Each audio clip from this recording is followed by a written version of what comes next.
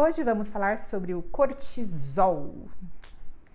Meu nome é Renata, sou médica endocrinologista. Se você gostar desse vídeo, dê o seu like, siga o canal e indique para os seus amigos. O cortisol é um hormônio que é bastante comentado nos dias de hoje, que a gente chama de hormônio do estresse. E é frequente que os pacientes venham em consulta dizendo: eu acho que eu tenho um problema do cortisol, que o cortisol está muito alto e então eu tenho que tratar isso, né? Porque isso é perigoso.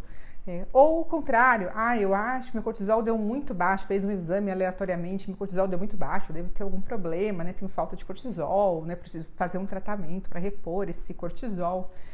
E essas situações, embora bem frequentes, é importante a gente entender que na maioria das vezes a gente não tem que repor nem tirar esse cortisol do nosso corpo.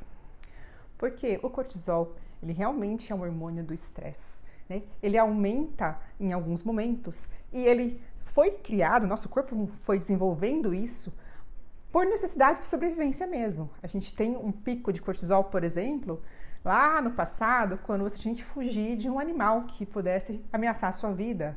Que você precisava se preparar para uma fuga, precisava se defender do inimigo. Você estava deitado lá na caverna lá, e você sabia que tinha uma onça e você tinha que estar em alerta o tempo inteiro para fugir, para se defender. Então, ele realmente é necessário porque ele prepara o seu corpo, ele libera, por exemplo, glicose no sangue, uma série de coisas para que você consiga fugir rapidamente.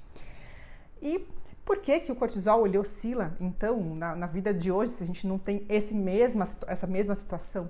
Porque, naturalmente, ele tem ciclos naturais durante o dia. A gente acorda e o cortisol sobe, ele tem um pico por volta das 8, 9 horas da manhã. Depois ele vai cair e, assim, ele vai oscilando ao longo do dia. Então, ele não tem toda hora o mesmo valor. E quando você, por exemplo, não dormir bem à noite, o seu corpo interpreta isso como uma situação de estresse. Então, você pode ter, sim, um aumento do cortisol. Quando a gente ganha muito peso, também é considerado uma situação de estresse no nosso corpo. Porque a gente estando acima do peso, nosso corpo está mais inflamado, o seu corpo tem que ficar mais preparado para uma situação adversa. Então, o nosso corpo, ele tende a aumentar o cortisol por várias situações. Então, é difícil a gente controlar todas. Às vezes você passou por um problema no seu trabalho, você ficou muito nervoso, você está com algum problema psíquico mesmo, um problema familiar, uma série de coisas que podem fazer com que o seu cortisol mude. Inclusive doenças infecciosas.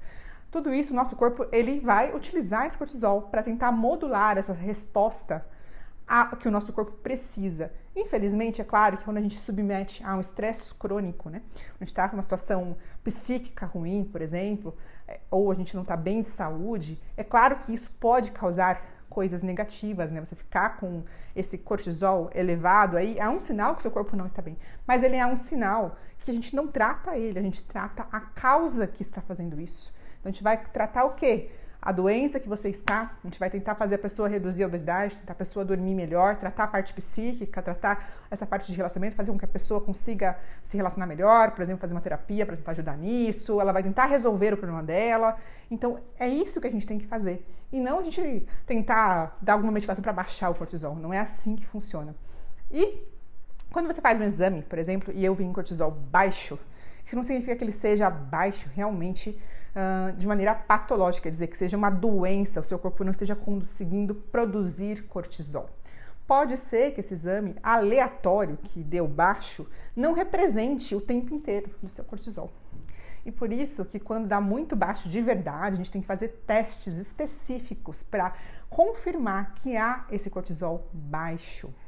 Esses testes específicos, né, são complexos. A gente tem que dar medicações para a pessoa lá no laboratório para fazer um estímulo, para ver se o corpo naturalmente, diante desse estímulo, vai aumentar a produção de cortisol. E assim, se não tiver realmente um aumento, a gente vai pensar realmente que o paciente tem uma insuficiência da suprarrenal, que é a glândula que fica em cima do rim, que produz o cortisol.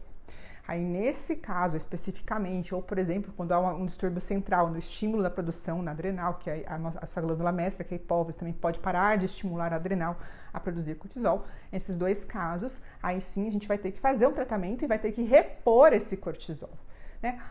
Aí a gente usa, muita gente sabe, né, que a gente usa corticoide para isso e também usa corticoide para outras coisas. Aí você vai pensar, nossa, mas por quê? Porque a gente descobriu, claro, na evolução da medicina, que o corticoide ele serve para várias situações. Ele tem uma ação anti-inflamatória, por exemplo, né? Ele vai combater uma inflamação exagerada no nosso corpo. Então, ele é usado em diversas situações agudas e crônicas, né? Inclusive de outras formas, não só via oral, injetável, inalado. Então, isso realmente ele pode ser usado de maneira estratégica para diversas situações. Porém, quando você dá um cortisol para alguém que não precisa, existem efeitos colaterais, que são secundários a um excesso de produção de cortisol verdadeiro, porque existe sim. Assim como o cortisol pode cair de verdade por falta de produção, existe sim um cortisol elevado que não é decorrente de estresse, que é decorrente de uma produção anormal de cortisol, e geralmente ou por um estímulo inadequado na nossa glândula adrenal, né, que é a glândula em cima do rim, pode ter um microtumor, por exemplo, um tumorzinho produtor de cortisol, ou quando a hipófise tem um estímulo inadequado, está mandando estímulo demais para a produção desse cortisol, seja por um tumorzinho também, por exemplo. Nesses casos também a gente faz testes específicos para verificar se a pessoa tem realmente excesso de cortisol verdadeiro. Existem testes de supressão, que a gente dá uma medicação que vai fazer, se você tiver o corpo numa situação normal, o cortisol vai cair.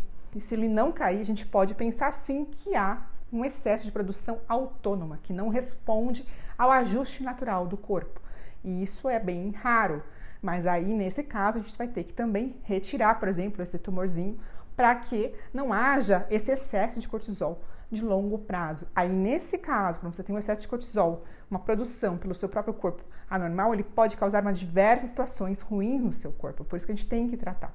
O excesso de cortisol verdadeiro, que não é por estresse pontual, ele pode causar alteração da nossa gordura, ela fica mais acumulada na região do abdômen, do rosto, a gente perde massa muscular, fica muito fraco, pode dar alteração na pele, a pele fica muito fina, pode formar estrias. A pessoa pode ter alterações psíquicas, pode aumentar a glicemia, dando diabetes, aumentar a pressão, dando hipertensão. Então é realmente muito sério, pode até aumentar o risco de trombose. A falta do cortisol é um pouco diferente, ela geralmente faz a pessoa perder o apetite, ela também fica com uma extrema fraqueza, sonolência, pressão baixa. Mas, como eu falei, né, são situações bem específicas e que são pouco comuns. Então, quando você tem alguma dúvida sobre isso, você pode perguntar para um endocrinologista, que é o médico que é especialista nesse assunto, que vai fazer a investigação correta. E tomem muito cuidado. Não usem essa medicação, né, com corticoide ou coisas para baixar o seu cortisol sem passar no médico especialista nesse assunto. Lembrando que tem risco, sim, se a gente usar isso de maneira inadequada. Espero que vocês tenham entendido um pouquinho sobre isso e entender que sim, se tiver verdadeiramente uma doença assim, nós vamos tratar. E até o próximo vídeo.